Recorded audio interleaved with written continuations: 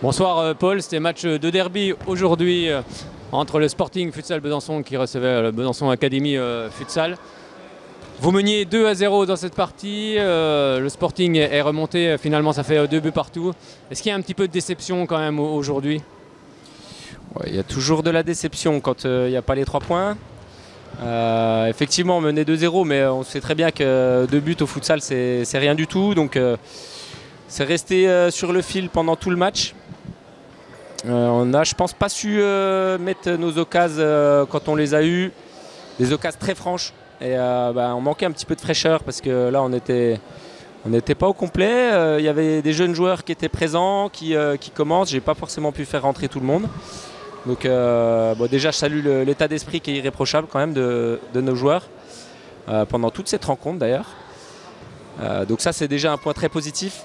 Et l'autre point positif, c'est que c'est quand même un point à l'extérieur. On a beau être à Besançon. On n'oublie pas que sur le futsal, il y a des jours différents de matchs.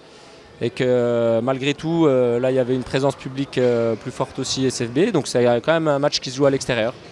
Donc c'est un nul à l'extérieur. C'est ce qu'il a manqué ce soir, la fraîcheur, comme tu le rappelais il y a quelques instants?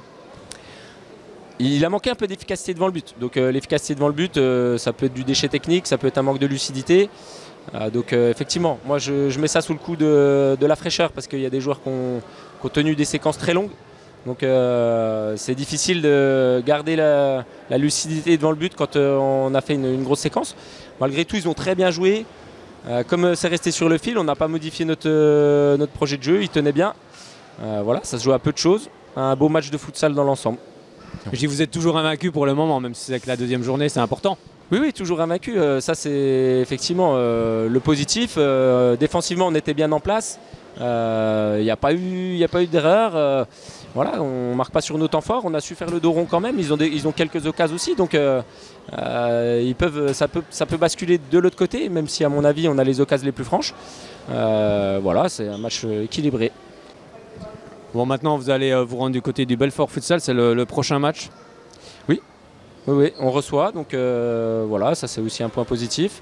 On va continuer, c'est bien, il y a des matchs, ça s'enchaîne. Là, la R1 est en place, donc de ce côté-là, c'est aussi un point positif. Bon, l'objectif, c'est toujours les barrages de D2. Objectif, champion. Donc qui dit champion, dit barrage. Et donc 6 barrages, on le joue à fond. Bon, ça va être encore un championnat hyper serré, c'est tant mieux, comme la saison dernière. Ouais, très bien, c'est ce que j'avais dit dans un autre interview, c'est que là, je pense que même les promus ont des qualités, donc ils peuvent venir perturber toutes les équipes. Donc c'est intéressant, ça fait un championnat relevé, homogène. Donc tout le monde peut se permettre en début de championnat de prétendre aux premières places. Donc c'est intéressant, c'est très bien comme ça. Merci beaucoup Paul, à très bientôt.